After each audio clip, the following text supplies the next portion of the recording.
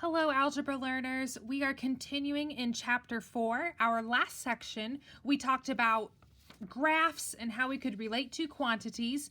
And now we're going to talk about specific patterns and linear functions. So that's what this title is called, or this section is called Patterns and Linear Functions. We're in section 4-2, and today I'd like for you to be able to identify and represent patterns in multiple ways. So we have multiple variables or quantities that are going to be changing in relation to one another, so we need to define those a little bit. So here we are going to say an independent variable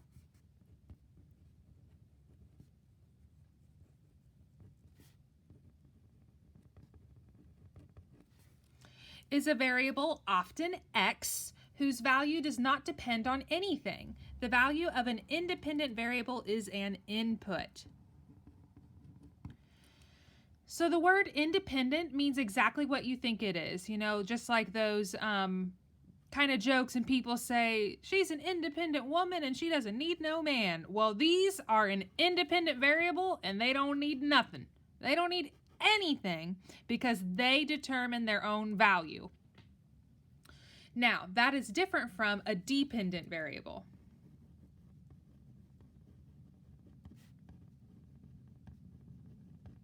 A dependent variable, which is often the y, is whose value depends on that of another.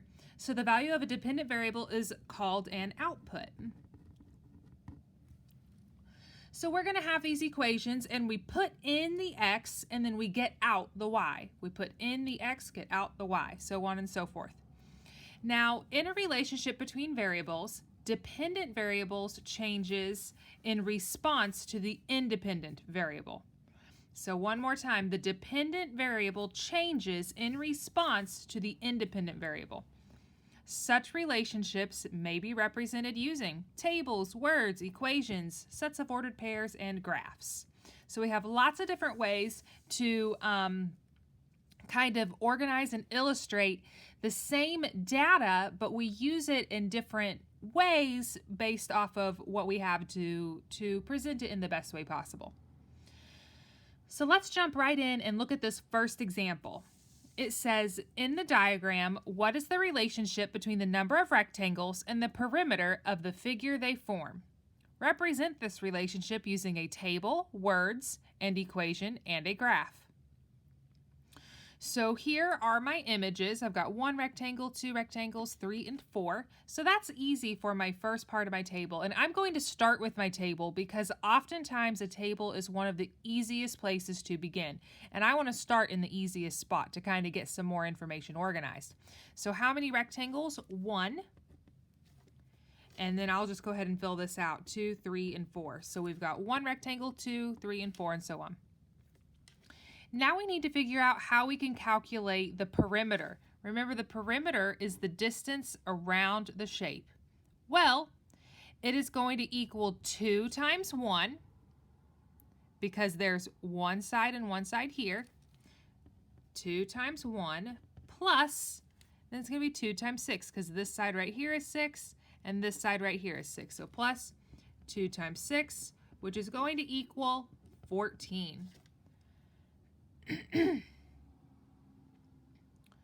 The next perimeter is going to be 2 times 2. Why? Because I have 2 sides here up on the top and bottom, and their length is 2. So 2 and 2, so that's going to be 2 times 2 plus, but we still only have 2 edges that are 6 long, so it's still going to be 2 times 6. And then that's going to equal 16. Let's do it again. Now we have 2 times 3, and that's because the length of the top and bottom sides are 3. 1, 2, 3. So I have 2 times 3 because there's 2 sides of it, plus, and then 2 times 6 again is equal to 18. And finally, let's do the last one. I have 2 sides on the bottom and top that are 4 long. So it's going to be 2 times 4 plus And then I have two sides on the left and right that are 6, so it's going to be 2 times 6, which is equal to 20.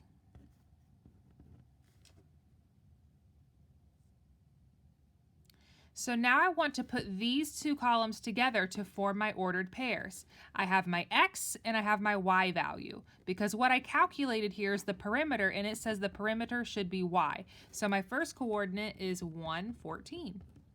Then I have 2, 16, 3, 18, and 4, 20.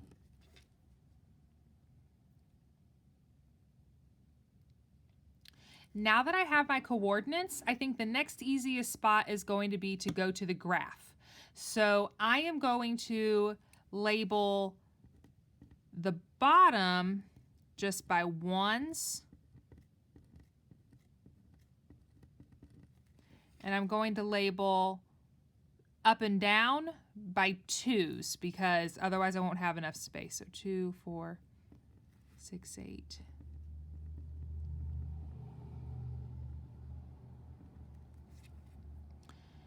And then I'm going to start graphing. So my first one is at 114, so I'm going to go over 1 and then up 14, which is right here. My next one is 216, so I'm going to go over 2, up 16. The one after that is 318, so to the right 3, up 18. And finally I'm at 4, 20, so I have 4, up 20. And there's my graph. All I did was plot those 4 coordinates, or those 4 ordered pairs that I got from my table. Let's describe what's going on with this as words. And I think that we can be rather simple with this. Notice how it goes 14, 16, 18, 20. It's increasing by 2 each time. So I'm going to say the perimeter increases by 2 every time a rectangle is added.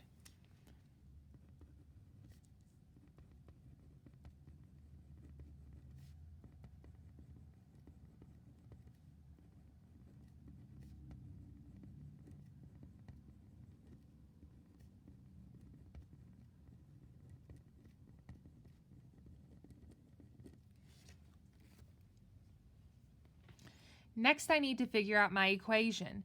Now, here is where this middle column is very helpful to us.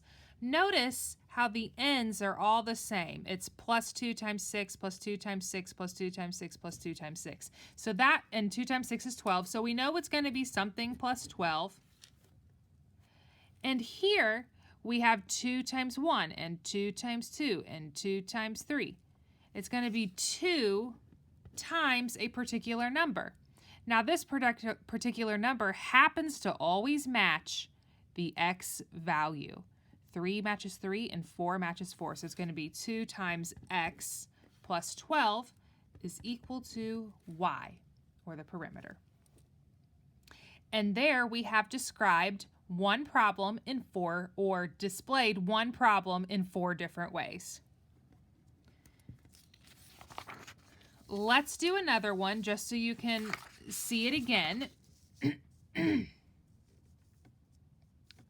It says in the diagram, what is the relationship between the number of triangles and the perimeter of the figure they form? Represent this relationship using a table, words, equation, and graph. So I'm going to start with the table once again, because that's going to be the easiest thing for me to figure out.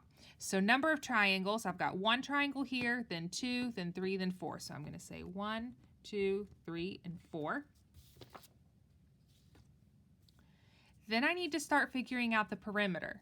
Now the perimeter, once again, is the distance around. So here I have 2 times 3 plus 1, 4, or plus 4, but there's only one of them, so I'm saying 1 times 4. So I'm going to say 4 times 1 plus 2 times 3 is equal to 10. So I did 4 one time, and I did 3 2 times to get all the way around. Let's look at the next one. Here I need to do 4 2 times instead of 1 time, because there are 2 4s. So I'm going to say 4 times 2 plus, well, 3 is only done twice again, so it's going to be 2 times 3 again.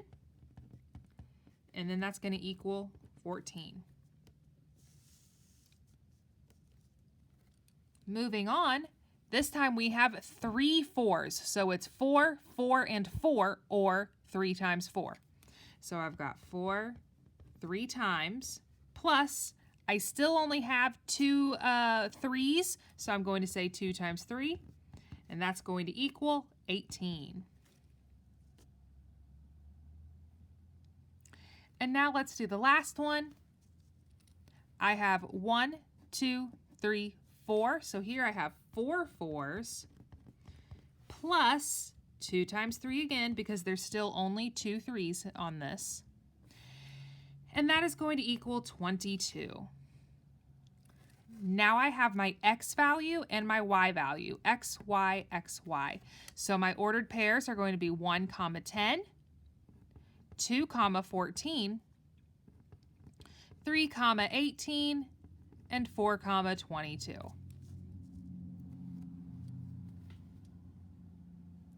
You can do this in a number of orders, like maybe you decided you wanted to start with the graph or the words. That's fine. I just like to start with the table because I think it's the easiest place to start and get my work organized. So now I'm going to move forward to the graph, and I am going to label the bottom by 1s again. And I'm going to label the x-axis by the y-axis by 2s.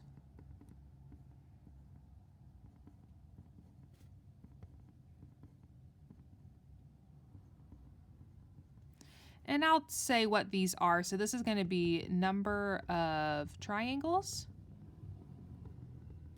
And this guy right here is the perimeter.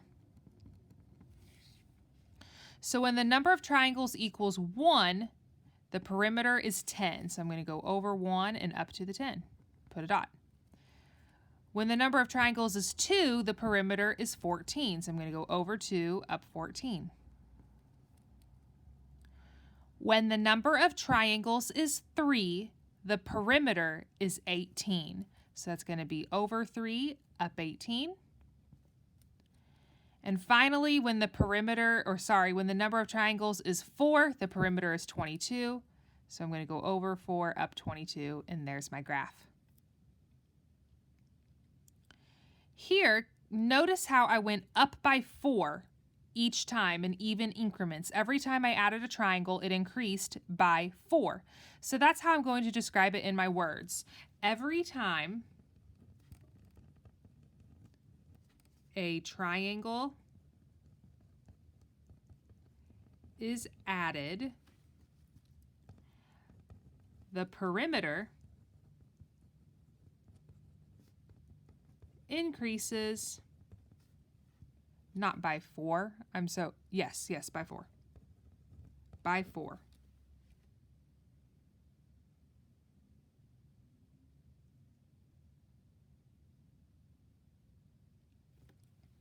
And then we want to look at our equation, and our equation, we're going to derive that from the middle once again. So here I have 4 times 1 plus 6, 4 times 2 plus 6, 4 times 3 plus 6, because 2 times 3 is just 6, right?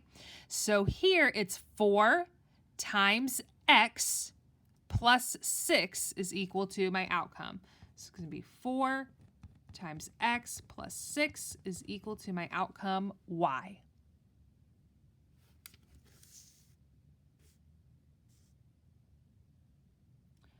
And there we have it for that problem. Now there is a special type of table and graph that we can find, and that's something called a linear function or a linear relationship. So that's what we're going to kind of talk about in this next part of these notes, and then we'll be done. So a blank is a relationship that pairs each input value with exactly one output value. That is a function.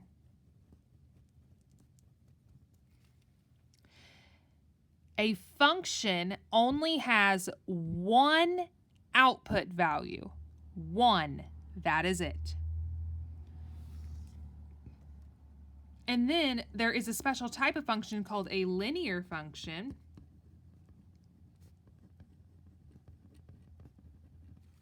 And it's a function whose graph is a straight, not up and down, but so non-vertical line. So something that I want to point out to you, notice how the word linear has the word line in it, L-I-N-E.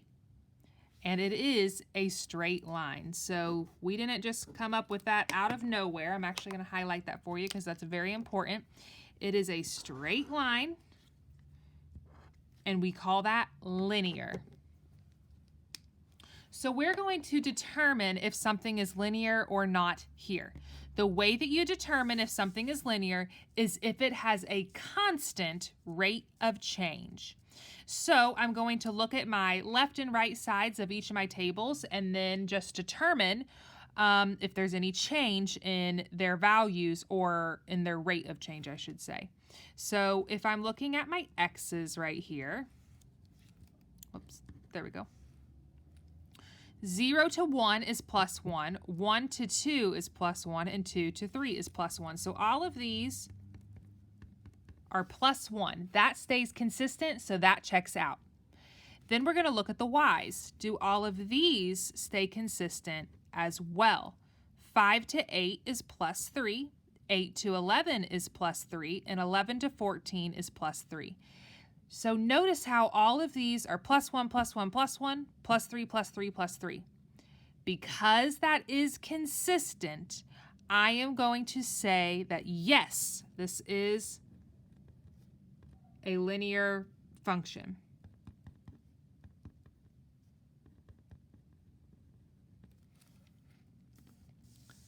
Now all I need to do is graph it. So I'm going to look at my coordinates 0, 5. And I'm going to go to the left and right none and up 5. 1, 2, 3, 4, 5. Then I'm going to go over 1 up 8. So over 1 and then up 8. 1, 2, 3, 4, 5, 6, 7, 8. Then I'm going over 2 up 11. So over 2 up 11. 1, 2, 3, 4, 5, 6, 7, 8, 9, 10, 11. And it's looking like we're going to run out of space if we go over 3 and then up 14. It'll be up here somewhere, but we're kind of running out of space, so that's okay. The way that we could describe this in words is every time x goes up 1, y goes up 3. So I'm just going to say x increases by 1 and y increases by 3. Let's look at example 9. We're doing the same thing in this one. So I'm determining how is this changing from one row to the next. So 0 to 1 is plus 1. 1 to 2 is plus 1, and 2 to 3 is also plus 1. So I'm good on this side. Let's see if I'm good on the other side as well. From -3 to 2 is plus 5. From 2 to 7, I add 5 again, and from 7 to 12, I add 5 again. Because this is consistent, there's no differences in what I'm adding or subtracting, I'm going to say yes, it is linear. And now it's time to graph. Now, because this is just an upper quadrant, I'm going to go off of it a little bit. This first one is 0, -3, so I go left and right none, and then I go down 3. So 1, 2, 3. It's about here. My next coordinate is over 1 up 2, so right there. Then I go over 2 up 7. 1, 2, 3, 4, 5, 6, 7. And finally, I go over 3 up 12. 1, 2, 3, 4, 5, 6, 7, 8, 9, 10, 11, 12. Right there. And there are my 3 coordinates. What's happening here is y increases by 5 as x increases by 1.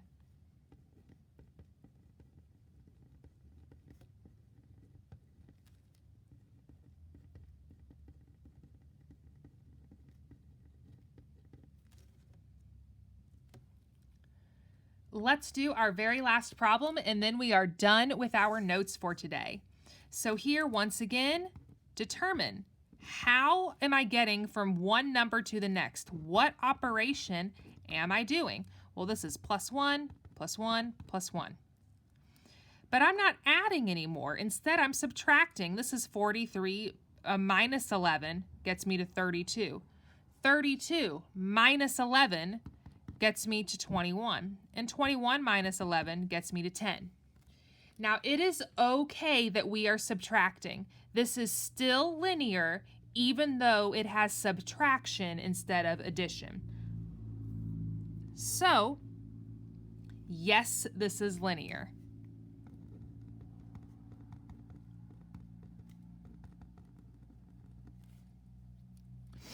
Let's graph it. Because I have such a large number here, I'm going to label my my y-axis with 5s. So I've got 5, 10, 15, 20, 25.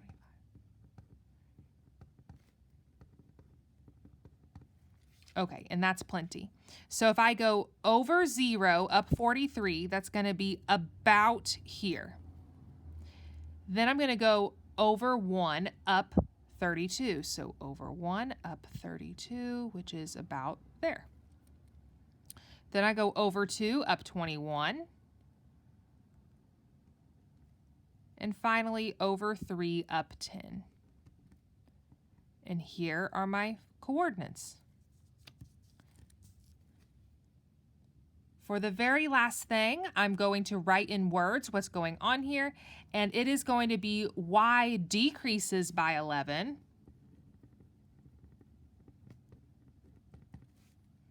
as x increases by 1. And that's all we're doing for today. I look forward to seeing you in class tomorrow. Bye.